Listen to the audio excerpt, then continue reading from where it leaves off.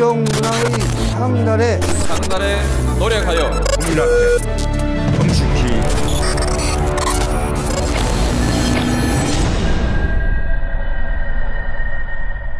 네, 안녕하십니까. 정치비와 그땐 왜 시작하도록 하겠습니다. 박시영 TV, 최강욱 TV, 저널리스트 TV 함께하는 연합방송이죠. 요즘 뭐 방송해보면 최강욱 TV가 제일 잘 나가는 것 같습니다. 예. 그래요? 예. 최강욱 TV가 잘 나가는 게 아니라 이재명이라는 이름이 들어가야지 조회수가 나오고 아니면 안 나오고 그러는데 모든 걸 다 이재명이라고 제목을 써가지고 해야 될 것 같아요.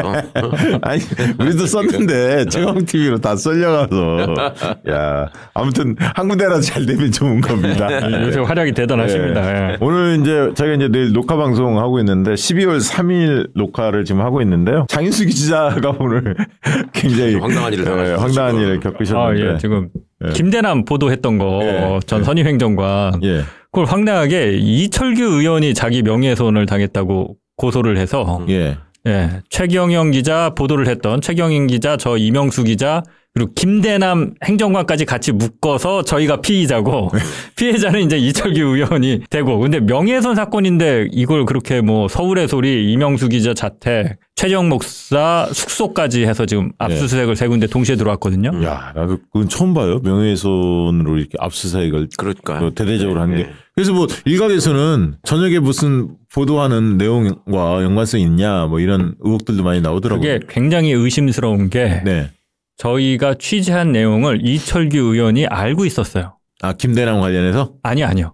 저희가 보도할 이번 주도 보도할 거고 다음 주도 보도할 거고 쭉쭉 보도할 건데 12월 3일 기준으로 그 내용을 예고편이 이미 공개됐잖아요. 그 전에 벌써 통화는 이명수 기자랑 한참 전에 하는데 니네 그거 취재했지 않냐라고 이미 다 확인을 했어요. 이미 다 알고 물어보니까 얘기를 해줄 수밖에 없는데 그런 상황에서 보도를 앞두고 이렇게 들어오니까 의심을 할 수밖에 없죠. 오늘 12월 3일자 이 녹화 방송 오후에 하고 있는데 오늘 이제 저녁에 공개하기로 돼 있는 그 방송 영향 아닌가 이렇게 그렇죠.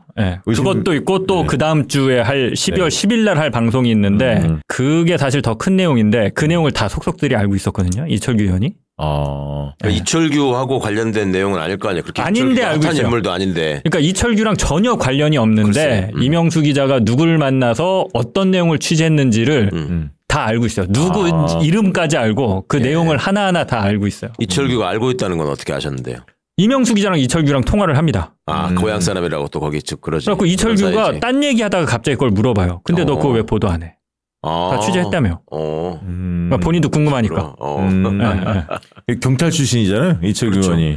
그래서 이명수 기자가 황당해서 아니 근데 그거 의원님 어떻게 알았대요? 그러고 하니까 이철규 의원이 그 얘기를 해요. 야 인마 그래도 내가 저기 경찰청 정보국장 출신인데 아주는 얘기가 있어 이러고. 강원도 동해안 출신들의 그 원단 그 사투리가 있거든요. 그렇게 해놓고 압수수색하고. 그러고 압수수색하고. 명예훼손의 압수수색이 이례적이라고 하셨는데 있었죠. 저 뉴스타파 그렇죠. 압수수색하고 이랬던 게 그러니까 윤석열, 김건희가 뭔가 아프고 찔리는 부분에 대해서 얘기가 되면 명예훼손이라고 하고 압수수색이 나와. 그러니까 이 정부 들어서 새로 생긴 트렌드인데요. 맞아요. 기자들이 보도한 게 마음에 안 들면 명예훼손이라고 하고 언론사 기자를 압수수색하고 있죠. 자 이제 오늘 다룰 이슈가 뉴라이트 정치에 대해서 속속들이 해보려고 하는데요. 많은 분들이 이제 관심 가질 만한 이슈입니다. 우리 최강욱 의원께서 준비하셨는데 내용을 이렇게 정리한 거 보니까 상당히 분량도 많고 의미가 큽니다. 본문을 좀 열어주시기 바랍니다. 최근 들어서 이번 정부에서 아주 이상한 사람들이 요직에 등용되면서 특히 이제 역사 왜곡 문제, 그 다음에 친일 문제, 친일 굴종 외교 문제와 관련해서 뉴라이트가 지금 언급이 많이 되고 있고요. 이번 정부 인사들의 특징이 과거에 뉴라이트 단체들이 낸 성명이나 이런 데 이름을 올리고 내지는 그 단체에서 활동을 하고 했으면서 당신 뉴라이트냐 그러면은 아니라 그래요. 이런 특징이 있어요. 근데 부끄러운 줄 아는구나. 공통점은 뭐냐면 윤석열 정부에 가서 일하는 사람들이 MB 때 이명박 때 일하던 사람들이 그대로 옮겨왔다는 얘기를 하잖아요. 김태효부터 시작해서 많잖아. 근데 그때는 지가 뉴라이트라는 걸 막 내세우면서 뭐 자리를 받으려고 했던 사람들이에요. 제가 알기로. 근데 이제 이번 정부 와가지고는 그걸 아니라고 한다라는 특징. 그 차이가 약간 있단 말이죠. 이 자들은 왜 그럴까? 뉴라이트라는 이름은 도대체 언제 우리 사회에 등장했으며 왜 그런 이름을 쓰는 것이며 그 사람들이 지향하는 바가 과연 무엇이었나 이거를 이제 좀 말씀드려야 될 것 같아서 그게 이명박 이후에 벌어진 여러 가지 일들과 관련해서 굉장히 의미가 있는 것 같다. 이제 핵심은 놓치시지 말아야 될 건 이겁니다. 첫 번째, 이자들이 왜 역사 왜곡을 하려고 하는가. 이게 이제 친일 문제, 그다음에 또 건국절 얘기, 그렇죠. 그다음에 독재 미화 이게 이제 다 연결되는 얘기죠. 그리고 역사 왜곡으로만 끝나지 않고 뭘 하려고 하는가. 그게 대표적인 게 이제 국정교과서. 그다음에 그 전에 역사 왜곡을 위한 검인정 교과서를 냈던 다시 쓰는 근현대사 뭐 이런 식으로 해가지고 나오는 책 교과서들이 있습니다. 그러니까 그게 이명박 때는 교과서 파동이라고 알려졌다가 박근혜 때 국정교과서 문제로 이어지거든요. 그러니까 이런 것들이 다 같은 맥락에 지금 다 있다. 그리고 그 결과물로 지금 광복회가 그렇게 지탄하는 친일 매국을 정당화하는 여러 가지 행각을 벌인 사람들이 역사와 문화와 정신을 담당하는 주요 부서를 다 장악하고 그걸 오염시키려고 하고 있다. 그리고 이제 짚어보시면서 이제 올드라이트 전통적인 그렇죠. 구구 우익 쪽하고 뉴라이트가 뭐가 다른지 뭐가 같고 이것도 좀 짚어주셔야 할 것 같습니다. 그렇죠. 이게 이제 뉴라이트라는 말이 그러면 언제를 태동기로 봐야 되느냐. 뉴라이트라는 말을 본격적으로 쓰기 시작한 거는 이명박 때 들어와서고요. 그전에는 그냥 자기들끼리 그렇게 할까? 뭐 이렇게 하다가 많은 수준이었고 이런 성향의 사람들이 모이기 시작한 게 2004년쯤으로 지금 다들 얘기를 합니다. 이게 노무현 정부 때. 그때가 이제 신지호, 뭐 김영환 이런 과거 주사파 운동권들이 중심이 돼서 만들었던 자유주의 연대. 그다음에 자유주의 연대가 사단법인 시대정신이라고 이름이 바뀌거든요. 그렇죠. 그 시대정신이라는 잡지도 발간하고 뭐 내가 무슨 토론회도 하고 그러는데 최웅재 뭐 이런 사람 그렇죠. 최웅재도 있고 나중에 이제 이름이 다 나오겠지만 과거 옛날에 나름 명성을 떨친 운동권 출신들이에요. 그렇죠. 운동권 출신들이에요. 전향하는 사람들 주로. 아까 이제 올드라이트하고 비교를 말씀을 드렸는데 당시에 뉴라이트라는 말이 2004년도에 그러면 왜 이런 조직들이 태동이 됐는가? 우리나라에 보수라고 참칭하고 있는 그 수구 세력들이 자기들이 생존하기 위해서 만들었던 이데올로기가 대표적인 게 반공 이데올로기죠. 국민들의 레드 컴플렉스를 자극해가지고 우리는 친일을 한 사람이라고 그 사람들을 알고 있는데 그 사람들이 어느 날 갑자기 미군정이 들어오면서 반공투사로 변신을 하고 그 프레임으로 나라를 장악해 나가는 과정들이 이제 독재와 쿠데타를 통해서 이어지고 있었죠. 그게 이제 세칭 말하는 올드라이트입니다. 과거 친일 행각이 있고 친일 행각에 대해서는 얘기를 하지 않아요. 그리고 친일 행각을 덮기 위해서 반공을 내세우면서 메카시즘을 이제 일종의 신조처럼 삼고 있는. 그러니까 흔히 말하는 빨갱이 타령. 그렇죠. 빨갱이 타령. 심지어 이제 대구 출신에 옛날에 유성환 의원이라고 있었다고. 김영삼 밑에 있었던 통일민주당 계열인데 상도동계. 이 양반이 국시는 통일이다라고 80년대에 얘기했다가 구속됩니다. 이게 이제 올드라이트들의 전형적인 사고방식을 보여주는 거지. 올드라이트들은 그러니까 친일에 대해서는 어떻게든 감추려고 하고 북한에 대한 증오심, 뭐 반공 이런 걸 통해서 극복하려고 하고 그거를 국민들한테 이데올로기로 강요하는 모습들을 띠고 있었는데 이런 세력들이 자신들이 절대 기득권을 놓치지 않겠다라는 몸부림으로 3당 합당을 하는 거죠. 그 3당 합당의 과정에서 과거에 그 독재의 죽으로서 활동하지 않았다는 그러니까 유신투쟁, 반유신투쟁을 한 사람들도 이제 합류를 하게 됩니다. 그렇죠. 그게 이제 김영삼의 변절에서 비롯된 일이죠. 그 3당 합당을 거치면서 당시의 의석을 3분의 2 이상을 차지하죠. 3당 합당 이후에. 그러면 지금 우리가 계속 탄핵도 어렵고 개헌도 어렵고 뭐 8명이 넘어와야 되고 재의결을 해야 되고 막 이런 얘기 맨날 하는 이유가 200석 때문에 그러는 3분의 2 때문에 그러는 건데 이 사람들은 소위 말하는 보수 대연합을 통해서 3분의 1을 차지하고 그때부터 자기들이 보수라는 말을 많이 써요. 보수라는 말을. 옛날에 이제 독재의 주구였던 뭐 이런 사람들은 우리는 반공투사다. 뭐 반공정당이다. 민주주의를 지키는 뭐 반공정당이다. 이렇게 얘기를 했지 우리가 보수정당 이렇게 얘기 안 했다고. 맞아요. 그죠? 그리고 진보라는 용어도 잘 안 썼었어요. 그렇죠. 진보라는 용어는 대학생들 사이에서도 내가 진보주의자다. 뭐 이런 식으로까지 얘기 잘 안 했다고요. 그게 왜냐하면 진보당 트라우마라는 게 있었다. 조봉암 선생이 진보당의 당수였다가 이승만의 정적이 돼가지고 그 부통령 선거에서 예상외에 득표를 했다는 이유로 빨갱이로 몰려가지고 사형을 당하지 않습니까? 그렇죠. 그러면서 진보라는 용어 자체가 인민 뭐 이런 말이 우리한테 금기시되는 시대가 돼버렸죠. 그러니까 그렇게 이 사람들이 이제 소위 말하는 보수 진영이라는 말을 내세우면서 우리를 이제 진보라고 부르고 과거에 그 불구죽죽한 색깔로 칠하고 싶었던 레드 컴플렉스를 자극하는 용어로 진보라는 말로 위치 지우려고 했던 거예요. 민주 세력을. 그게 뭐 나쁜 건 아닙니다만은 진보의 반대말이 그래서 보수는 아닌 거지. 진보의 반대말은 퇴보. 원래는 퇴보인 건데 예. 그런 지적을 최근에 전우영 선생이 하신 맥락이 이제 거기. 근데 사실은 진보 보수 얘네들이 이렇게 했는데 어감 테스트나 우리가 이런 걸 해보잖아요. 진보가 너무 좋은 거야. 사람들한테 보면 변화, 희망 그렇죠. 뭐 이런 거 좀 발전 이런 느낌이 들잖아. 그러니까 얘네들이 진보 보수 프레임을 가져가다 재미를 못 봤어. 그래서 나중에는 좌파 우파라는 말을 막 써요. 그렇죠. 좌파라는 좌파라고 하고 우파, 보수, 뭐 애국진영 나중에 이제 고영주가 상한 애국진영이라는 말을 쓰고 뭐 이러는데 여튼 기존의 그 군사 독재의 부역자 그다음에 반민주 세력 뭐 이런 거를 좀 탈피해 보고자 하는 시도를 계속 이 사람들이 하는 거고 그게 이제 노무현 대통령의 탄핵으로 정권은 놓쳤지만 이게 말살해 보겠다라는 시도를 했다. 그것만 실패하잖아요. 그러니까 거기에 대한 자구책 차원에서 이제 뭔가 우리가 이대로 망할 수는 없다. 그리고 위기감이 컸을 것 같아. 그렇죠. 열린우리당이 다수당이 됐고 열린우리당에 과거 학생운동권 출신들이 대거 들어갔거든. 그리고 과거 열린우리당이 민주진영이 과반을 차지한 최초의 정당이잖아요. 그렇죠. 그런 데서 오는 이 수구진영의 두려움이 있었던 거고 있었어요. 거기에다가 편승을 한 게 과거에 운동권 중에서 버림받은 운동권이라고 소위 표현할 수 있는 그러니까 김대중 대통령이 학생운동 출신들을 많이 등용을 했는데 그렇죠. 수혈했죠.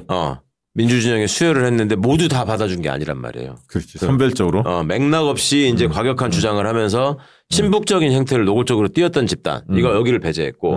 그다음에 극좌 맹동주의. 예. 막 재헌회, 뭐 혁명 이런 걸 저기 한 사람들을 또 받지 그러니까 않았어요. 한쪽에 뭐 예를 들면 산호맹 쉽게 얘기하면 뭐 구학년 막 이런 식의 그러니까 극렬 과격 그러니까 예를 들면 북한을 지나치게 추종했던 세력들. 그렇죠.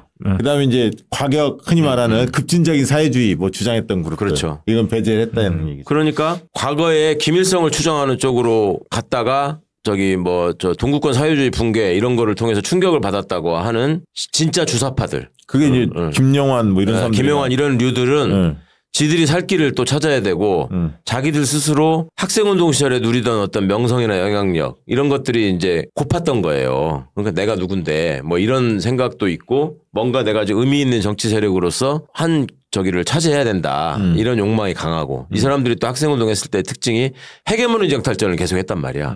그러니까 이 사람들은 나라를 바꾸기 그러니까 세상을 바꾸기 위해서 학생운동을 했다기보다는 결과적으로 보면은 뭔가 자신의 명성을 높여서 그 승리하는 역사, 자기가 승리하는 역사를 만들고 싶었던 건데 그게 안 되는 데서 오는 패배감이나 박탈감. 그다음에 기존의 민주진영의 정치권에 진입하지도 못한 그런 패배감. 이런 것들을 극복을 해야 되는데 그게 수단이 없으니까 이쪽으로 와서 붙은 거예요.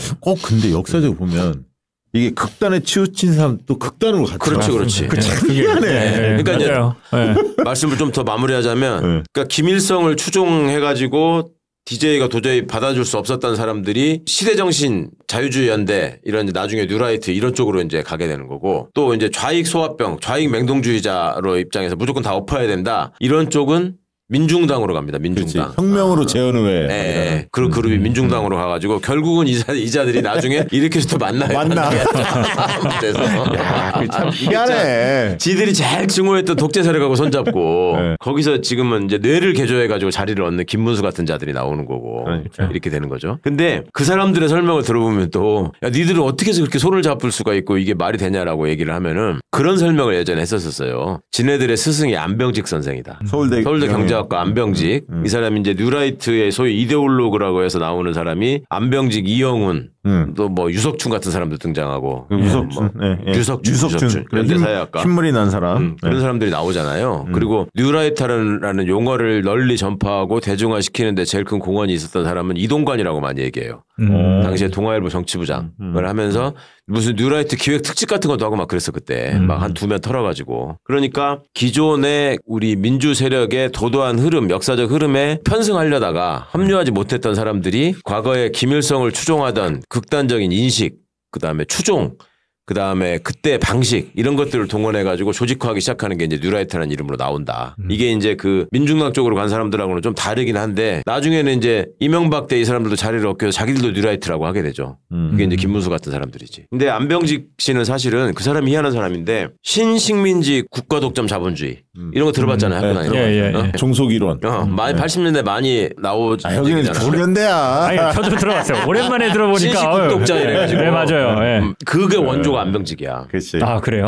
그러니까 운동권 학생들한테 나름 이론의 원조로서 이 사람이 어느 정도의 위상이 있었던 사람이에요. 근데 안병직이 일본을 다녀오고 어쩌고 하더니 갑자기 이 사람이 식민지 맹아론, 식민지 근대화론 이런 것들을 얘기하기 시작한다고요. 그러면서 이게 이제 뉴라이트가 표방하는 얘기로 이렇게 이어지게 되는데 이 사람들은 지금 당시에는 그럼 뭘 내세웠느냐? 보수가 독재를 추종하고 반민주 세력으로 낙인이 찍혀져서 국민들한테 외면받고 버림받을 수 있으니 여기서 탈피해야 된다. 처음에 한 말은 그럴싸했어요. 과거에 그런 보수에서 벗어나서 지금 예를 들면 이준석 류가 하는 얘기랑 비슷하지. 이준석, 장성철.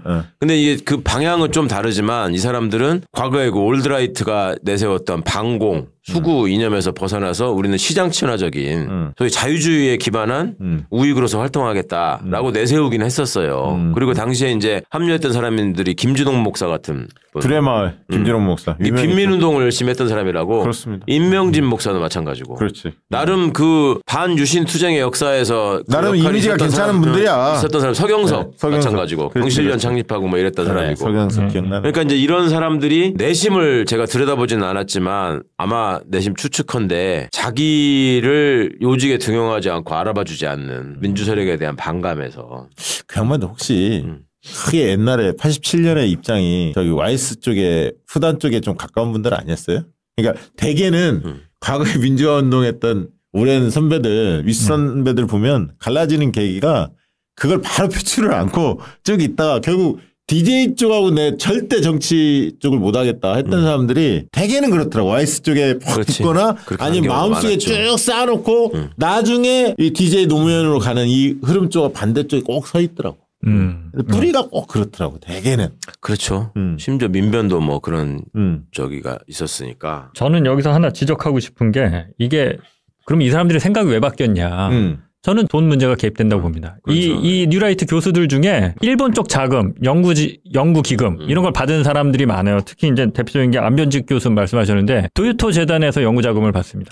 그렇죠. 돈이 있어요. 결국은 뭐 되게 거창하게 뭐 이런 얘기하지만 바탕에는 아주 현실적인 욕망들이 꿈틀대고 있는 거죠. 또 기업에서 스폰 받기도 좋고 그러니까. 정권에 자기들 보수 정권에 가까운 사람들 MB 때 얼마나 활개쳤습니까. 그래서 이 사람들 주장을 일단은 본인들이 표방하는 걸로 일단 한번 정리를 하고 나중에 이제 광복회가 또 얘기하는 뉴라이트 선별 기준, 선별 요소 이게 있어요. 그거 비교해 보시면 좀 차이가 나는데 일단 이 사람들이 주장하는 이념 뭐냐 경제 정책에서는 신자유주의, 작은 정부, 시장 자유주의 이런 점은 윤석열이가 지금 얘기하는 거하고 비슷하죠. 그렇죠. 그리고 기업 규제를 철폐해야 된다. 이게 이제 줄푸세라는 박근혜 때 이걸로 이어지는 면이 있고 복지 정책을 또 비판합니다.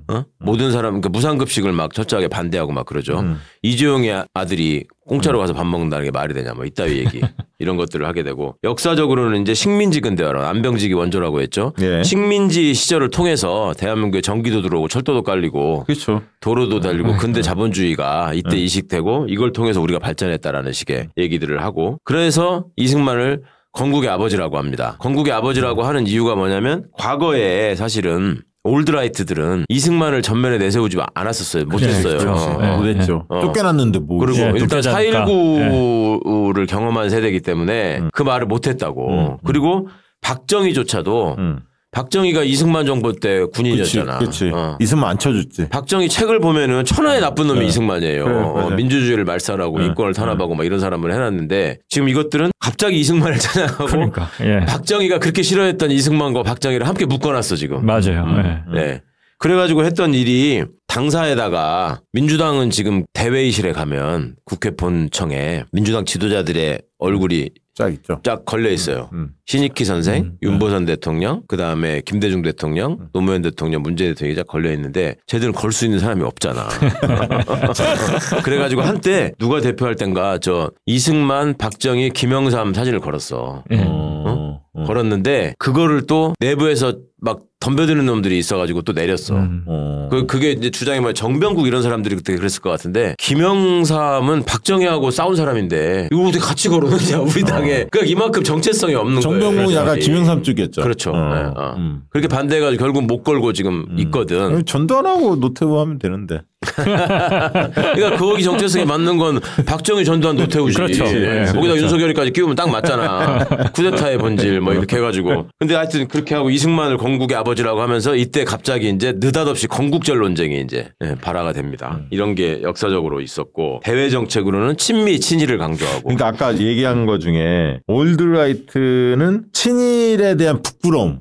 약간 있어서 반공으로 그걸 덮고 반공을 가지고 계속 시비를 걸었는데 얘네들은 식민지 근대화론 얘기하면서 일본의 혜택을 받았다. 그걸 하다 보니까 이승만까지 끌어들인 거 아니야. 그렇지. 그게 이제 올드라이트하고 결정적으로 다른 점이야. 그러네. 네.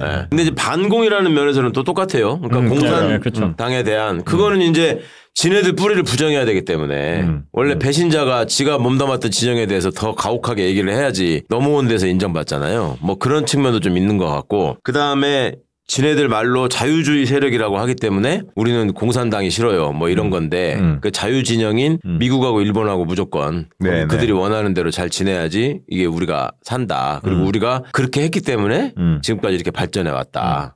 이런 식의 생각들을 갖고 있고 그러니까 과거에 올드라이트가 친일 행각을 부정했다는 건 박정희만 봐도 알 수 있어요. 박정희가 옛날에 우리 어릴 때 박정희 전기 같은 거 이렇게 있었거든. 그러니까 보면은 박정희가 광복군 출신이라고 써 있는 책도 많았었어. 그래요. 못 봤어요? 박정희가 만주에서 사관학사 했잖아. 네, 그렇죠. 그래가지고 뭐 천황한테 혈세 쓰고 막 이랬던 놈 아니야. 독립운동한 근데 걸로. 박정희가 거기서 사실 독립군을 도와줬고 그 패망한 뒤에는 지가 이렇게 거기서 빠져나와가지고 광복군으로 들어가가지고 비슷한 얘기 들어본 것 같은데. 이따가 귀국했다 이런 식으로 박정희를 그렇게 그러니까 옛날에 김일성이 그 김일성이 아니고 원래 다른 김일성 장군이 있었다. 그거는 엄청 들었어. 그래서 나이 먹은 사람이었다. 이거 열 몇 살 때 어떻게 독립운동을 하냐. 진짜 수염을 휘날리던 뭐 김일성 장군이다 이런 거 얘기한 사람 얘기 있을 때 그 박정희는 또 독립군이었다 이런 식의 얘기가 있었다니까. 야 그러고 이제 우리가 대학 때 깜짝 놀랬던 게 김일성 주석의 그 실물 사진 젊었을 때 그거 깜짝 놀랐잖아. 그렇죠. 야, 우리 삘 달린 걸로만 그렇죠. 들었는데 진짜 이 얼굴 외모만 보면 정말 우리 잘할 때는 김일성 사진을 본 적이 없잖아. 맨날 그림으로 나와가지고 뒤에 혹을 강조한 그런 것만 나왔잖아요. 깜짝 놀랐었어요, 사실. 그러니까 하여튼 박정희 때만 하더라도 우리가 잘할 때가 이제 올드라이트가 지배하던 세상이었는데 그때만 해더라도 무슨 인형극이나 역사물 같은 게 있으면 나카무라가 나와가지고 맨날 독립군한테 뒤에서 밀정지다가 걸려가지고 두드려 맞고 뭐 이런 게 많이 나왔었다고요. 그때는. 근데 좀 특이한 게 이 뉴라이트의 아까 교수들 지식인들이 많이 참여했잖아요. 사실. 그때 느낌이 뭐였냐면 논리 대 논리의 싸움을 하자 약간 그 느낌이 좀 있었거든. 근데 지금 보면 뭐 예를 들면 태극기 부대 지금 얘기하는 정강훈 목사는 뉴라이트로 세력들이 보면 아니라고 볼 거야. 약간 올드라이트에 좀 가깝긴 한데 논리 대 논리의 이 싸움의 구조가 없어졌어. 그렇죠. 완전 막무가내. 그리고 예를 들면 불법을 자행하고 완전 이상해. 지금 애들은 행태가. 뭐, 뻔뻔해졌지. 근데 그런 거에 대해서는 입은 또 다물고 있단 말이야. 그러니까 왜 그러냐면 저는 그렇게 생각해요. 올드라이트는 나름 그래도 이념적이었어. 그러니까 반공. 이게 지네 나름의 이념이잖아요. 무슨 해병대 뭐 어쩌고저쩌고 뭐 대령연합회 뭐 서정갑 그런 거잖아. 그렇죠. 조갑제 뭐 이런 근데 사람들. 뉴라이트는 이게 시장주의를 표방하면서 결국은 노리는 게 수익이잖아, 수익. 그렇죠. 시장주의는 수익의 극대화가 목표 아니에요. 그러니까 MB 때 딱 맞네. 그렇지. MB하고 스타일이 딱 맞네. 그러면서 이제 소위 먹물들 학자들이 이제 얘기하기를 한국의 보수에는 두 종류가 있다. 이념 보수와 시장 보수가 있다. 이렇게 얘기를 하는데 그게 이제 반공 보수. 이념 보수가 올드라이트, 그러니까 이제 태극기 부대로 많이 정광훈 뭐 이런 식으로 이제 자기 하는 거고 뉴라이트라고 하는 거는 빈민운동도 해보고 학생운동도 해보고 다른 민주화운동도 해봤던 사람들이 세상은 변했는데 자기들은 과거의 이념에 휩쓸려 있다가 도태돼 버리고 민주화 세력에도 합류를 못하고 그렇다고 해서 과거 올드라이트하고는 그 왼수잖아. 거기가 끌려가고 고문당했던 사람들 아니야. 그러니까 거기하고도 합치지 못하고. 그러니까 지들이 뭔가 사회적 영향력을 갖고 있어야 되고 이래서 만들어낸 게 이제 뉴라이트다. 그런 그 처지가 있었네. 그렇지. 그 공간을 열려고 했구나. 그러니까 이제 본인들의 출신 그 저거에 대한 부정이 심합니다. 그러니까 가장 친북적이었던 놈들이 북한을 북한 민주화 어쩌고 하면서 북한에 대해서 저기 하고 노동운동 열심히 또 권영목 옛날에 현대중공업 노조위원장 뭐 이런 사람들도 뉴라이트예요. 그래요. 그러면 노동운동에 대해서도 굉장히 비판적인 입장을 또 취하죠. 권용복 같은 사람 되게 충격이었지. 나왔을 때. 그래서 이게 이제 단체 대표적으로 2004년도에 자유주의연대가 창립이 되고 2005년도에 교과서 포럼이라는 게 만들어집니다. 이게 이제 역사 왜곡의 시작이에요. 네. 이게 모여가지고 그 다음에 뉴라이트 전국 연합 이게 또 2005년에 만들어지고 뉴라이트 재단이라는 게 또 2006년에 만들어집니다. 근데 이제 이때 뉴라이트들이 모여가지고 대선 전에 행사를 한 건데 이게 네. 뉴라이트 계열에 지금 도표 한번 띄워주시겠어요? 뉴라이트 계열에서 뉴라이트 전국연합, 시대정신, 바른사회 시민회의 이게 또 지금 2002년도라고 얘기가 나오죠. 그러니까 이때만 해도 바른사회 시민회의는 무슨 뉴라이트라고 얘기하지는 않았는데 저 뉴라이트 전국연합이라는 게 2005년도에 나오면서부터 뉴라이트라는 용어를 이제 본격적으로 쓰고 저 과정에서 이동관이 많이 기여를 했다는 겁니다. 저기 바른사회 시민회의 이게 박효정 교수 뭐 그런 사람들이었죠. 여기는 기억이 나요. 여기는 사람들이 많이 많았었고요. 이 사람들이 애초에 표방했던 건 뭐냐면 그냥 반노무현 정부 뭐 이런 거였어요. 그래서 우익들이 모여야 된다. 그래서 양동안이 뭐 이런 것들 있잖아. 예. 그런 게 모여가지고 했던 거였는데 저게 이제 결국은 뉴라이트라는 이름 하에 다 모여 있었던 거고 바른사회 시민회의는 약간 결이 다른 일종의 잡탕밥이었다면 시대정신하고 뉴라이트 전국연합은 일종의 맥락이 있는 사람들이 모인 그러니까 학생운동가 출신들은 시대정신, 빈민운동 출신들이 뉴라이트, 네. 기독교 민주화운동 뭐 이런 식으로 해서 갖고 갔었고요. 이 대목에서 이제 우리가 뉴라이트 뭐 무슨 백인 선언에 김태호가 이름이 들어가 있었는데 지난번에 물어보니까 그때는 지가 뭐 그냥 들어갔지만 지금 뉴라이트 아니다 막 이런 식으로 얘기하잖아요. 딴 데 쳐다보면서. 그때 그 백인 선언 왜 했냐면 이번에 저도 이거 찾아보다가 다시 기억이 난 건데 이회창 씨가 출마했단 말이에요. 2007년 대선에. 이명박 출마할 때. 맞아. 이회창이 출마했었잖아. 그래가지고 이회창이 이명박과의 경선에서 아슬아슬하게 당내 경선에서 떨어진 박근혜의 도움을 요청하려고 박근혜 집 앞에 가가지고 왜 코트 입고 문 밖에 서 있고 그런 사진이 있었어요. 그때 이회창이 나서는 거에 대해서 그렇게 되면 표가 갈라진다. 그러니까 우익의 우파의 표가 갈라진다 하면서 이회창은 후보를 사퇴하고 대선에 나서지 마라. 이거를 하면서 뉴라이트 백인 지식인 뭐 선언을 합니다. 그때 그 100명이에요. 예, 100명이 좀 넘는데 그 사람들이 그렇게 모였던 거고 그래서 북한 민주화 네트워크라고 잘 보실지 모르겠는데 여기 이제 북한 민주화 네트워크라는 이름으로 황장엽 씨가 고문으로 들어가 있습니다. 보시면. 세상의 창시자가 그냥. 그다음에 대표가 이제 한기용이라고 뭐 시대정신 상임이사라고 지금 돼 있잖아요. 시대정신이 여기 끼어 있는 거고. 그다음에 거기 보십시오. 뭐 북한 민주화 운동본부, 6.25 전쟁 납북자 가족협의회 이제 대충 진짜에 가는 분들이 그다음에 데일리 NK라고 해가지고 이건 유근일이라고 조선일보 출신. 양반도 참. 이 사람이 원래 또 4.19의 주역이에요. 유근일은 학생운동 시절에는. 이런 것들이 한기용 여기도 껴 있잖아요. 그다음에 김영환이가 나옵니다. 여기 드디어 김영환이 나오네. 시대정신 편집이요. 주사파의 수계 김영환. 그다음에 교과서 포럼 아까 말씀드렸죠. 여기 이제 박효종 아까 얘기한. 이 양반도 TV에 많이 나왔죠. 예, 두꺼운 안경 끼고 머리 해가지고 나왔고. 그다음에 이영훈이 나옵니다. 이 양반도 많이 나왔고. 이영훈, 김부겸, 총리의 처남.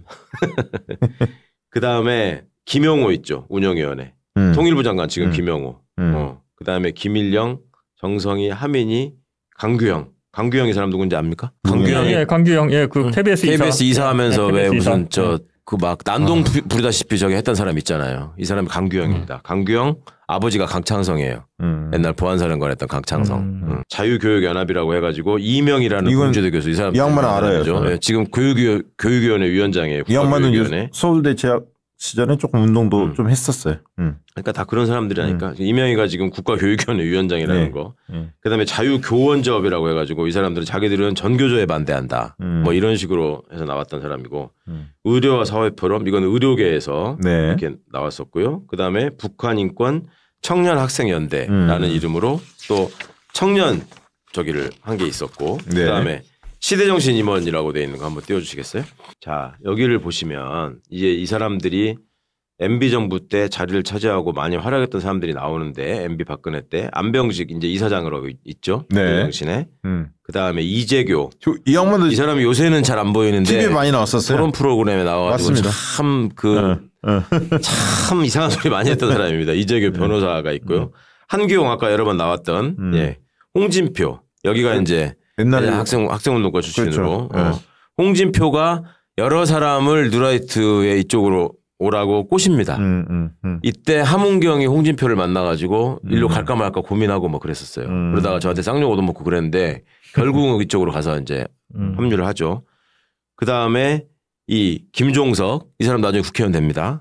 윤창현 유명하죠. 의원 하고 국회의원이죠. 예, 했었죠. 그 다음에 조성환, 박범진도 국회의원 했던 사람이죠. 김용호 여기 나오죠. 젊었을 때 김용호. 통일부 장관 김용호. 그 다음에 심용식은 뭐 의사니까 이런 그 다음에 최홍재가 있죠. 최홍재 고려대 총학생회장이었고요. 최홍재는 학생운동 했던 멤버입니다. 최홍재. 여기가 이제 박주민 지역구에 나가서 계속 떨어지는 그 최홍재 고대 출신이죠. 그리고 박문진 이사를 했어요. 또 최홍재는. 그렇죠. 그리고 밑에 이제 사무국장의 허현준 보십시오. 네, 허현준. 유명하죠? 유명한 허현준 행정관. 박근혜 정부 때 블랙리스트의 주역이죠. 이 허현준. 요렇게 이제 들어가 있는 이제 이런 사람들입니다. 참 오래간만에 얼굴도 보네요. 이런 자리에서. 자, 그런데 뉴라이트라는 말은 그러면 어디서 나온 말이냐? 우리나라 사람들이 뉴라이트라고 처음에 이동관이가 짓지는 않았을 거 아니야. 그리고 그냥 레프트의 반대말은 라이트로 우리는 올드라이트가 아니고 뉴라이트다 이렇게만 생각을 했는데 굳이 찾아보자면 1960년대에 반전운동, 학생 시민운동 뭐 이런 것들이 불붙을 때가 있지 않습니까? 그때 국제적인 현상으로 나온 거예요. 유럽에서 영국에서 뉴라이트라고 했었고요. 독일어는 노이에레히테. 이 뉴라이트거든 그냥 독일 말로. 그다음에 프랑스의 누벨 드로아트. 다 똑같은 말이야. 이탈리아의 누오바 네스트라. 이게 이제 새로운 우익. 이런 걸 이제 표방하는 건데 이게 이제 그 유럽과 미국의 뉴라이트 운동의 공통점이라고 하는 게 이 진보적이고 자유주의적인 방향의 사회 변화에 대한 반작용으로 나왔다라는 점에서 맥락은 동일합니다. 그러니까 이때 반전 평화 운동 그다음에 뭐 히피 문화 왜 그런 게 있었잖아요. 그리고 뭐 여성 해방, 남녀 평등의 담론, 페미니즘 이런 것들이 이제 막 2차 대전에 저거를 딛고 이제 어느 정도 자본주의가 안정화되면서 중산층이 많아지고 이런 상황에서 이제 평화주의, 반전주의 이런 것들이 막 나올 때 그거에 대한 반발로 만들어진 게 이제 외국의 뉴라이트였는데 당시에 이제 그 진보적인 시민운동 단체가 내세웠던 게 탈권위주의, 페미니즘, 환경운동, 흑인 민권 존중 뭐 이런 게 우리는 싫다. 이런 게 나왔던 거죠. 그러니까 그런 면에서 맥락은 비슷한데 우리나라에서도 극에 달한 위기감 때문에 우리가 이렇게 괴멸한다라는 위기감 때문에 뉴라이트라는 게 만들어졌다는 걸 아까 이제 말씀을 드렸던 거고. 그 노무현 정권 때 시작됐다는 얘기죠. 그렇죠. 이제 당시에 또 이 사람들이 위기를 느낄 수밖에 없었으니까 차떼기.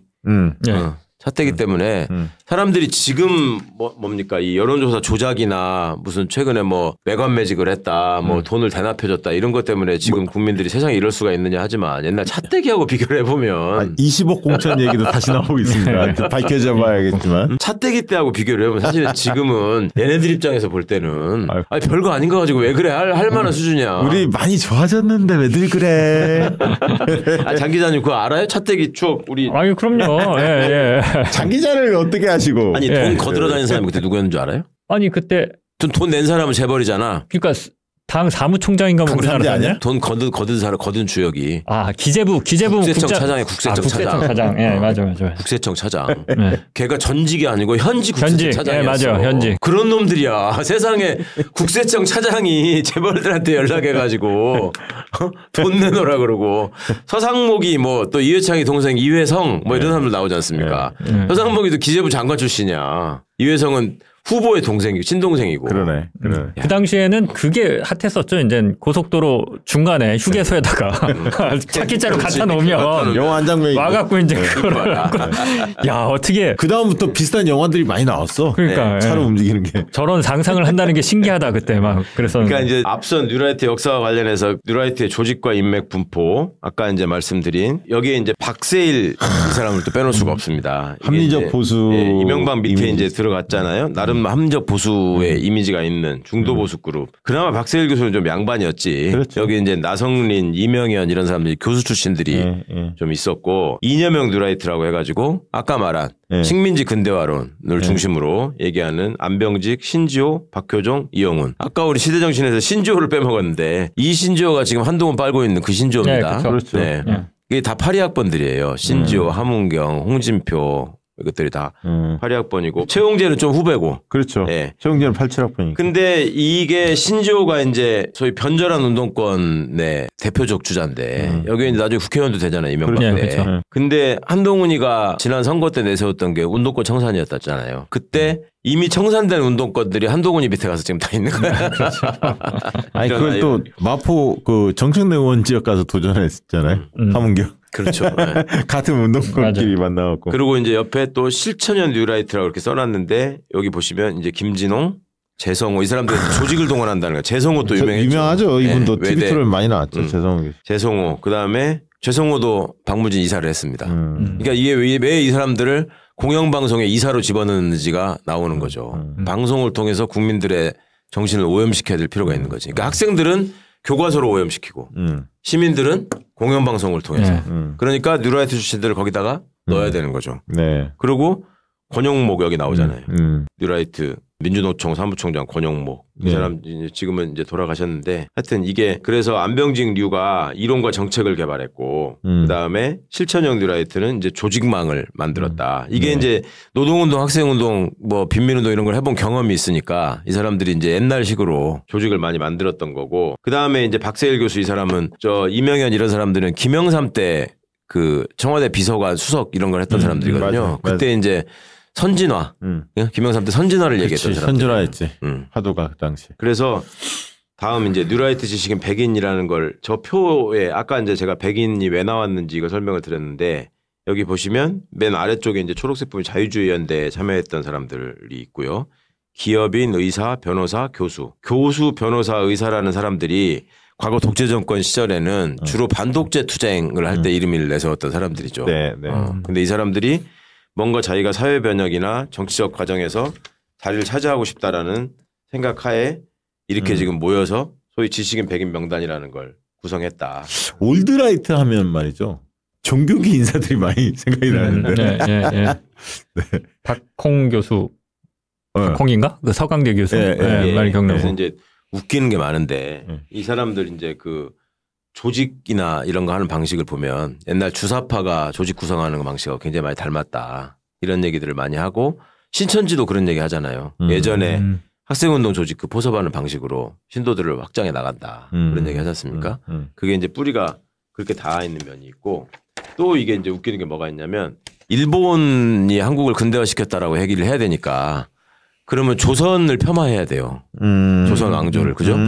그래가지고 이영훈이가 무슨 얘기도 하냐면 세종대왕을 막 저기 대단한 위인으로 찬양하는데 다시 생각해야 된다. 이건 사람들이 잘 지금 기억을 못하고 다 이영훈 서울대 교수? 이영훈은 위안부나 뭐 친일 문제 가지고 하도 유명해서 이거는 많이 잊어버리셨는데 세종대왕을 위인으로 칭송해서는 안 된다. 나쁜 사람이다. 이렇게 얘기를 해요. 이영훈이가 어떤 강연에서. 그래서 그게 뭔 소리냐. 그러니까 세종대왕 때 노비 종모법이라는 걸 만들어서 어머니가 노비 출신이면 다 천민으로 된다. 그거를 세종대왕 때 했단 말이에요. 그러므로 해서 한국 사회의 신분 구조나 지배 구조를 더 공고화하려고 했다. 그래서 굉장히 말하자면 그 세종은 역사를 후퇴시키려고 했던 사람이다. 그러니까 그런 사람을 찬양하면 안 된다라고 얘기해. 그런 자가 이승만 박정희에 대해서는 역사에 후퇴하고 상관없는 것처럼 찬양을 해. 세종대왕은 폄하하고. 그러니까 이런 웃기는 일들을 하고 있는 거예요. 그러면 세종대왕 얘기가 나섰는데 세종대왕이 출산한 여성을 3개월 동안 유지시키지 말라는 법안도 만들었어요. 아, 그럼요. 그러니까 그런 것들은 다 빼고. 지금 현대적 관점으로 봐도 엄청난 법안이죠. 그리고 옛날에 이제 이명박 때 그 교과서 포럼 이런 거 중심으로 얘기했던 게 유명한 게 그거예요. 그 교학사 교과서, 권민정 교과서를 해가지고 교학사 교과서를 통해서 침략기에 대한 어떤 정당성을 부여하는 것 같은 내용들이 들어가가지고 그걸 채택하냐 마냐가지고 굉장히 시끄러웠던 것이고 그 다음에 이 사람들 주장에 뭐가 있냐면 이영훈이의 주장인데 제국주의 역사상 식민지 피해 배상은 제기돼본 적도 없고 실제 지급된 바도 없다. 이런 이제 허위사실을 주장합니다. 실제로 배상을 많이 해줬잖아요. 그 다음에 대한민국 현재의 기득권이 그 권력을 정당화하기 위해서 반일과 반전을 부르짖는 거다. 노무현 정부나 저기를 대상으로 얘기하는 거지. 일본은 독도가 자기 거라고 주장할 만한 법적 사료적 근거가 있다. 이게 이제 안병지기가 다니면서 하고 다니는 말이고 독도는 우리 땅이 아니라는 거예요. 확실히 친일파야. 딱 그 규정이 맞는 것 같아. 그 다음에 이용훈이가 이제 그 위안부 할머니들 찾아가서 뭐 무릎 꿇고 사과하는 쇼까지 했던, 그러고도 전혀 반성하지 않았던 얘기가 그거죠. 위안부 여성들을 관리한 거는 한국의 업소 주인들이고 그 명단도 있다. 이건 사실상 매춘하러 간 거다. 이런 걸 이제 유석춘 같은 사람도 얘기하고 막 그랬죠. 그 다음에 재성호는 뭐라고 했냐면 인혁당 사건 같은 과거 공안 사건들, 간첩 조작 사건들이 독재 시절에 고문으로 사건을 날조한 가장 악질적이고 악랄한 사건으로 국제적으로 알려진 사건이잖아요. 이거 재조명해야 된다. 대한민국의 선진화를 위해서 필요한 사건이었다. 이따위 얘기를 하고. 그 다음에 4.3은 폭동이고 5.18은 민중 반란이다. 이게 이제 이용훈이 입에 달고. 그러니까 지금 한강 작가 막 공격하잖아요. 네, 그렇죠. 다 같은 맥락이죠. 같은 맥락이죠. 그다음에 이제 박효종 서울대 국민인류교육과 교수라는 사람이 뭐라고 했냐면 5.16 혁명이 대한민국의 민주주의의 보루를 형성했다.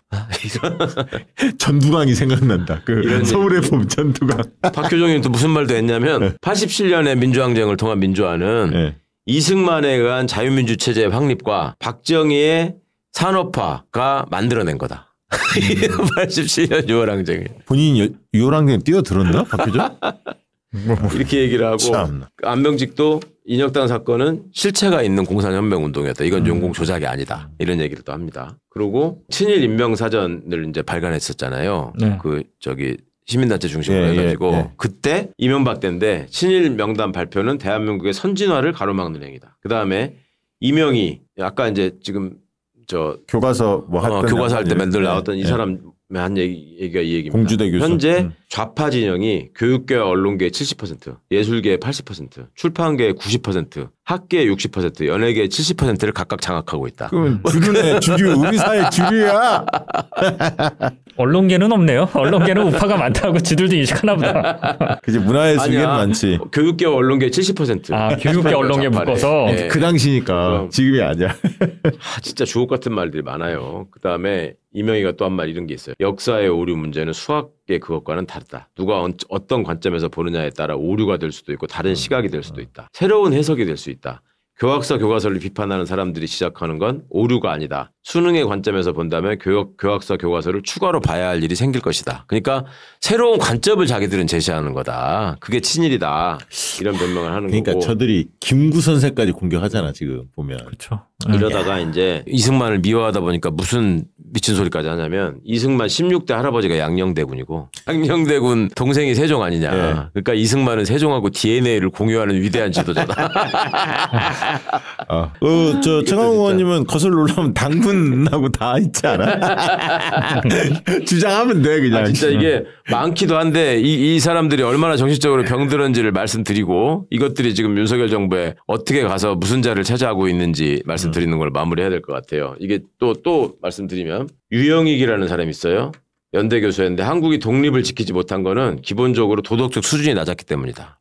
이 소리는 이제 그 반일 종족주의나 이런 책에서도 많이 나옵니다. 한국에서 뭐 사기죄가 많다. 그 이영훈 교수죠? 이영훈이 하는 거죠. 명예훼손 범죄가 많다. 이런 이제 갖다 붙일 수 없는 통계를 가지고 얘기를 하고 그 다음에 조전혁이 이번에 이제 서울시 교육감 나왔다가 떨어진 그 전에 경기도 교육감 나왔다 떨어진 맞아. 조전혁도 대표적인 조전혁이 아주 유명하죠. 조전혁이가 이렇게 얘기했어요. 일제 식민지 시대라고 배웠던 것이 어느 날 갑자기 일제 강점기라는 용어로 바뀌어버렸다. 북한의 역사인식은 대한민국이 일제 강점기를 지나 8.15 광복을 맞은 후 곧바로 미제국주의의 강점기에 들어갔다고 여긴다. 종북 좌파 세력은 대한민국을 미제국주의의 식민지라며 노골적으로 떠드는데 이는 북한의 역사 선전선동과 정확히 일치한다. 그래서 일제 강점기라는 말을 쓰면 안 된다는 거니까 조전혁이 얘기는 이거는 미제 강점기란 북한식 프레임이 따리를 틀고 있기 때문에 반국가적인 내용이고 이런 책들이 교과서에 써 있기 때문에 교과서 전쟁, 역사 전쟁을 해야 된다. 일제 강점기라는 말을 쓰면 안 된다는 거예요. 그 다음에 이인호 있죠. 러시아 대사했다가 서울대 교수였던 그다음에 KBS 이사장 하면서 또 온갖 나쁜 짓 했던 이인호. 역사청산위원회라는 것들이 해서는 안 될 짓을 모두 했다. 이 사람 그 할아버지가 유명한 친일파로에 등재가 됐잖아요. 사전에. 그러니까 4.3 사건, 광주 사건 모든 거를 정부가 잘못했고 정부의 한 거에서 일어난 소위 민이 국민이고 그쪽이 헌법기관이다. 이따위 식의 조사보고서나 재판 결과들이 나왔다. 대한민국의 전복은 이때 공공연하게 시작됐고 정부가 거기에 앞장서고 돈을 댄 거다. 이게 이인호라는 사람의 인식이에요. 공산주의 입장에서 보면 민족주의 부르주아 세력을 약화시켜야 되는데 친일파 청산이 내세우기에 가장 좋은 명분이었다. 이것도 이인호 얘기입니다. 이승만이 박헌영을 만나 소련과 손을 끊고 나와 손을 잡고 하자고 제의했지만 박헌영이 거절했다. 그때 박헌영이 친일파 청산부터 해야 손을 잡을 수 있다는 명분을 내세웠는데 그건 결국 소련에서 내려온 지령 때문이다. 친일파 청산은 민족의 염원이 아니고 소련의 지령 때문이다. 그다음에 이인호 또 이런 얘기도 합니다. 김구는 1948년 대한민국 독립, 건국도 아니고 대한민국 독립에 반대하신 분이기 때문에 대한민국 공로자로 언급하는 건 맞지 않다. 심각해요, 진짜. 그다음에 또 이인호가 자기 할아버지에 대해서 얘기를 해요. 친일파 이명세인데 유교, 유학의 세를 늘려가기 위해서 일제 통치 체제 하에서 타협하면서 사신 거다. 취직을 하셨고 일을 맡아서 했을 뿐이다. 그런 식으로 친일을 단죄하면 일제시대 때 중산층은 다 친일파다. 진 할아버지 역할이 받아. 그런 논리를 많이 피죠, 저들이. 그다음에 이영훈이가 또 한 얘기. 이승만 박정희가 독재를 했다는 말을 버릇처럼 하는데 그거부터 바꿔야 된다. 스탈린 독재, 히틀러 독재하고는 다르다. 젊은이들에게 호소하고 독재라는 말을 쓰면 안 된다고 교육해야 한다. 몇 사람인지는 모르겠지만 국가 예산으로 보상을 받고 나아가 공무원 시험에 우대나 각종 특혜를 받고 있다. 어떠한 명분으로도 민주화 운동가들이 그들의 후손에게까지 특권을 물려주는 게 허용돼서는 안 된다. 이게 이제 민주화 운동 보상법 이런 거에 이제 쭉 반대하는 국힘의 논리하고 맥락이 그대로 다 있는 거죠. 그러니까 이런 소리들을 뭐 특혜가 어딨어? 아니 실제로 이제 광주민주화운동 보상법 이런 거에 그게 있죠. 국가 보훈 대상자 같이 지정해가지고. 아니, 그러니까 후대 뭐 특혜가 없다는 얘기지. 그렇죠. 그러니까 당대에 이루어지는 얘기. 그래서 이제 이번에 광복회에서 그 윤석열 정부의 이자들이 대거 진출하는 걸 보면서 이런 이제 그 식별 기준을 제시했는데 김용호 통일부 장관, 김태효 안보실 1차장, 이도훈 러시아 대사, 이동관, 이진숙, 정승윤 권익위 부위원장, 그 저기 뭡니까 그 숨진 권익위 김국장 유서 봤다고 거짓말했다가 개망신 나온 사람이 검사 출신. 그다음에 조현동 준비대사, 한호섭은 정무수석 했던 사람이고요. 그다음에 역사 관련 기관에 국가교육위원회 강혜련, 진실화위원장 김광동, 5.18 북한 어쩌고 얘기했던 그렇죠. 사람이죠. 김낙년 계속 나왔고, 김주성 한국항 중앙연구원 이사장이 됐어요. 이 사람이. 독립기념관장 뭐 유명했고, 김영석. 박지양 이것도 유명했고. 박지양 동북아역사재단 이사장. 이배용 여기도 유명했고. 이배용, 허동현 이런 사람들 쭉 나왔죠. 그리고 자 여기 이제 이 사람들이 쭉 차지하고 있는 모습들. 김영호 여기서 이제 한호섭이 국정상황실장도 했고 뉴라이트 전국연단 실장 출신이라는 거 이거 이제 를 하는 거고. 그다음에 나종남 육사 교수 이 사람을 지금 잘 기억을 못 하시는데. 그러네. 홍범도 장군. 그러네. 흉상철거를 주도했던 사람. 이 사람들을 감별하는 방식이 뉴라이트라는 말을 집어넣고 그다음에 시대라는 말을 집어넣고 바른이라는 말을 집어넣고. 그렇게 하면 검색이 다 된다 이거구나. 네, 그렇습니다. 그러니까 과거에 활동했던 게 나온다 이거지. 시대정신. 바른사회 시민회의 이러니까 바른 시대 뉴라이트 이게 이제 헷갈리게 하려고 현대사학회 근현대사 역사연구 모임 이렇게 했는데 근현대사라고 하는 걸 강조하는 이유가 이게 여기에 있는 거예요. 근현대사라고 하면 조선이 망하고 그다음에 독재 친일 정권이 들어서고 이런 과정이잖아요. 그거를 중심으로 역사를 왜곡해야 되는 게 지금 이 사람들의 일종의 사명감 같은 데서 근현대사 교육을 제대로 해야 된다. 이거는 이제 민주진영도 계속 얘기하는 거고 우리 황현필 선생 같은 역사 선생도 되게 개탄하는 부분이잖아요. 그러니까 민주정부가 들어서서 근현대사 과목을 역사에서 별도로 떼내가지고 별도의 과목으로 교육을 시키고 그 교육을 받은 학생들이 광장에 나왔던 게 광우병 때 촛불소녀고. 근데 그걸 보고 깜짝 놀란 이 수구 정권이 학생들을 이렇게 두면 안 된다. 교과서를 바꾸자. 이렇게 해가지고 근현대사를 오염시키기 시작한 거고 그게 교과서 파동이고 국정교과서 파동이고 이렇게 이어지는 거죠. 그래서 광복회는 이 감별 기준을 이렇게 얘기했습니다. 첫 번째, 이승만을 건국 대통령이라고 하는 자나 단체.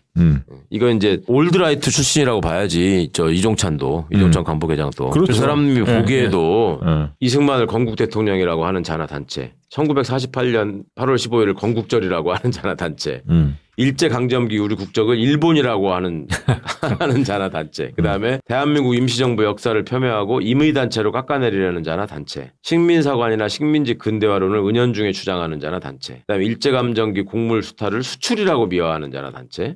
위안부나 징용을 자발적이었다고 강변하는 자나 단체. 독도를 한국당이라고 할 근거가 약하다고 주장하는 자나 단체. 이런 거 한 대 때려줘야지. 그다음에 뉴라이트의 협조 동조 협력하는 자나 단체. 이걸 이제 광복회가 선정한 9대 간별 기준입니다. 그러니까 이승만하고 나머지 다 되게 보면 그 친일파 딱 맞아. 친일 매국노들이죠. 매국노들 거의 이승만까지 딱 묶으면 딱 돼. 얘기가 딱 맞았다. 오늘 뭐 설명 들으면서 어떤 느낌? 저는 근데 신기한 게 이 사람들이 이제 가장 기분 나쁜 게 저희의 정신, 의식을 지배하려고 하잖아요. 그렇죠. 아까 했지만 교육, 역사 이쪽에 전면적으로 보수 정권이 들어서 배치해갖고 그렇죠. 보수적인 교과서를 만들려고 그러고 교과서에서 역사를 왜곡하려고 그러고 이러잖아요. 그리고 또 이제 방송 장악 그렇죠. 말할 것도 없고 거기다가 이제 문화예술 쪽에 블랙리스트까지. 그게 기분 나빠요. 얘네들이 사실 한 줌밖에 안 되니까 그래 너 그렇게 생각해라. 이용훈 교수 뭐 바뀌겠어요? 너 그렇게 생각하라라고 하는 거기까지는 알겠는데 양보할 수 있는데 이 사람들이 요직에 가서 내 머릿속의 생각을 바꾸려고 하고 자라나는 내 자식들의 생각을 바꾸려고 하는 거 이게 정말 그렇죠. 좀 소름 끼치고 이거를 막아야 되는 거죠. 지금 우리가 분노하는 게. 그러니까 왜 이렇게 이 사람들이 그런 거에 진심으로 하고 열심히 하느냐를 생각해 봐야 돼요. 그러니까 우리가 시작할 때 뉴라이트가 태동한 이유가 과거에 자기들이 세상을 지배해 왔는데 친일 독재 유전자를 가지고 지배해온 세력들이 있었는데 이게 그걸로는 이제 안 먹힌다. 노무현 대통령의 김대중 노무현의 시대를 겪으면서 이거는 확실하게 몰락할 것 같다라는 두려움. 그런 거에서 우리가 살아남아서 기득권을 지키고 수익을 극대화하기 위해서는 뭔가 국민을 현혹시킬 다른 장치가 필요하다라고 하면서 마치 새로운 이념인 것처럼 내세웠지만 실질적인 내용을 보면은 극단적인 수익 추구, 극단적인 이기주의. 그러니까 이제 당시에 우리가 속았던 게 부자 되세요라는 그 멘트, 구호 이런 것들이 이제 MB 될 때 그게 나왔죠. 한스러운 거죠. 그러니까 세상을 병들게 하는 것은 그냥 단순한 몇몇 사람들의 취향에서 비롯되는 게 아니고 이런 사람들의 얘기를 우리가 제대로 된 시각에서 비판하지 못하고 검증하지 못하면 이게 휩쓸려 간다. 그리고 대한민국을 지배하고 대한민국을 영원히 지배할 수 있다고 생각하는 수구 기득권층은 국민들은 얼마든지 오염시킬 수 있고 괴조시킬 수 있고 그것들을 통해서 장악할 수 있다라고 하는 게 명태균이라는 사람을 통해서도 지금 너무나 드러나고 있다. 그게 너무 열받는 거예요. 그러니까 자기들이 갖고 있는 본질이나 이런 것들을 사람들이 역사적 경험을 통해서 계속 알아가는 게 두려운 거고 그거를 감추기 위해서 방공만 써먹기에는 북한이 너무나 허접한 나라가 돼가지고 이제 그게 통하지를 않으니까 문화예술 쪽의 블랙리스트를 통해 가지고 제대로 된 작품 만드는 걸 방해하고. 그러니까요. 그러니까 이 사람들이 볼 때는 수구 구구 세력들이 볼 때는 역사적으로 좀 존경할 만한 사람 잘 안 떠오르잖아. 없지. 그러니까 막 억지로 끼워 맞히는 거야. 막 이승만 붙였다, 백선엽 붙였다, 막 이러는 거 아니야 지금 보면. 또 하나 이 사람들 보면서 소름 끼치는 게 사실 뉴라이트 이제 올드라이트보단 연령적으로 젊으니까 설사 선조 중에 친일파가 있다라고 해도 이제 아버지 할아버지로 넘어가기 때문에 그때 잘못했다라고 하고 보수의 이념을 다른 쪽으로 가져가도 저는 충분히 가능하다고 보는데 이 사람들이 왜 다 잊혀져가는 잊혀지는 게 아니라 누가 친일파의 후손인지 우리가 이제 더 이상 기억하기 힘든 사고 한마디면 이제 용서하고 넘어갈 그때도 이거에 이렇게 집착하느냐. 우리는 잘못하지 않아. 우리는 그리고 또 그럴 거야. 외세가 들어오면 또 그럴 거야. 그러니까 그때 우리 욕하지 마.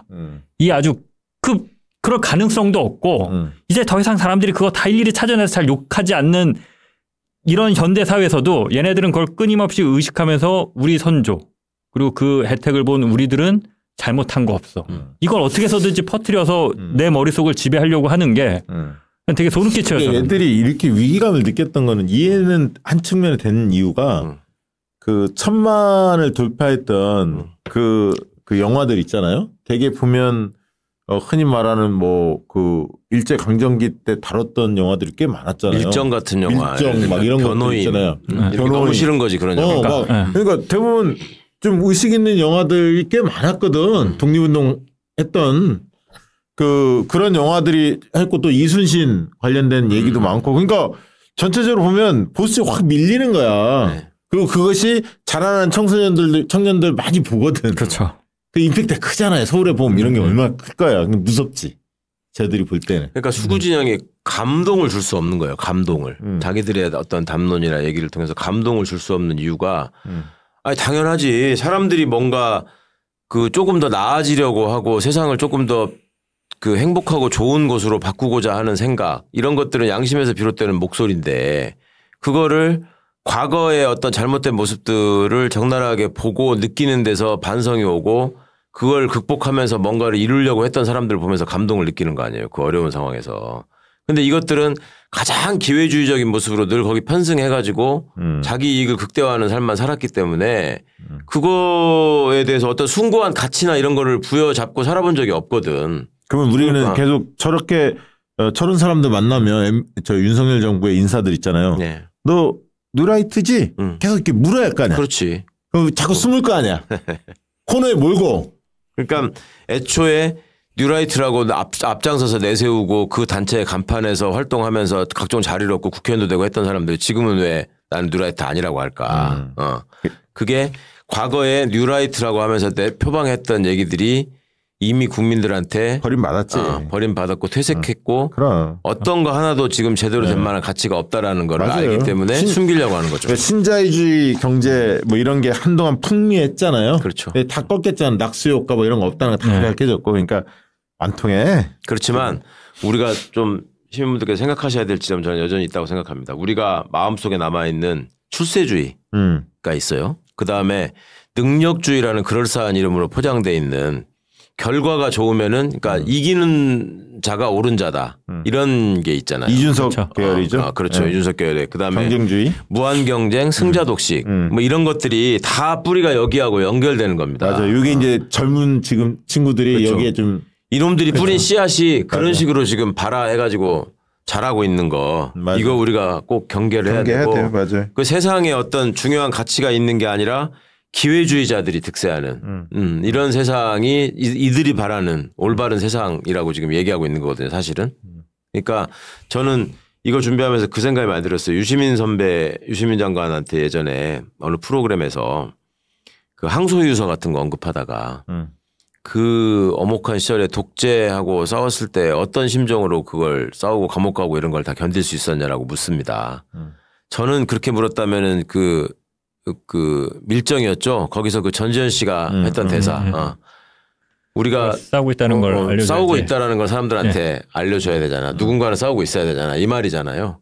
유시민 선배도 그거와 비슷한 맥락의 말씀을 하셨는데 당시에 나는 그리고 대부분의 학생운동에 뛰어들었던 사람들은 자신의 양심을 속일 수 없어서 도저히 이 참혹한 현실을 견디기 어려워서 뭐라도 해보자. 그리고 뭐라도 흔적을 남기자라는 마음으로 그 싸움에 뛰어들었던 것이다. 그런데 그때 같이 싸우고 있던 사람들 중에 지금 와서 돌아보니까 그 싸움을 통해서 우리는 승리해야 하고 반드시 승리할 거라고 믿었던 사람들이 있더라. 그러니까 승리에 대한 확신을 가지고 살아야지만 그걸 견딜 수 있는 건 아니다. 자기를 배신하지 않고 자신의 양심을 거스를 수 없어서 살았던 사람들과 그걸 넘어서는 승리를 바랐던 사람들이 나중에 지나고 보면 구분이 된다. 그게 이제 김문수류죠. 그러니까 자기가 이렇게 해서 가면은 세상을 바꾸고 내가 세상의 주인이 될 수 있을 거라고 싸웠는데 그 패배하고 민중당 실험을 했는데 또 총선에서 참패하고 그러니까 이길 수 있는 쪽, 이기는 쪽, 센 쪽으로 가서 붙는다. 이게 이제 승리만 염두에 둔 사람들한테 나타나는 현상이고 그렇게 하면서 자기의 정체성이나 이런 것들이 이제 완전히 흔들려 버리니까 뇌구조가 바뀐 사람인 것처럼 더 억지를 쓰고 그러니까 이 점이 정말 저는 늘 마음에 남는 얘기입니다. 네, 아유 참 중요한 부분을 짚어주셨습니다. 자 오늘 어떻게 보면 최강욱 의원의 준비한 내용을 쭉 들었는데 교육 자료 같았습니다. 네. 네, 중요한 문제입니다. 근데 진짜 잘 들었고요. 많은 분들이 뉴라이트 하는데.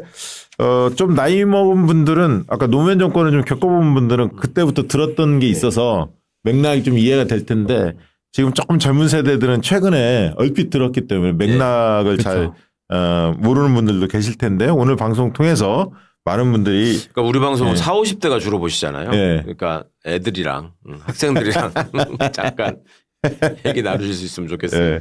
40대도 좀 40대 중후반 쪽 초반보다는 매불쇼도 40대가 다 듣는데 난 거기 20, 30대가 좀 듣는 줄 알았었는데 매불쇼도 마찬가지더라고. 그러니까 정치 사회 이슈에 대한 관심도가 20, 30대 상대적으로 좀 적죠. 그렇죠. 그게 이제 우리 과제이긴 한데 아무튼 열심히 뛰어야지 뭐. 자, 오늘 뉴라이트 정치 관련해서 꼼꼼히 좀 짚어봤습니다. 오늘 방송은 이것으로 마치도록 하겠습니다. 고맙습니다. 감사합니다.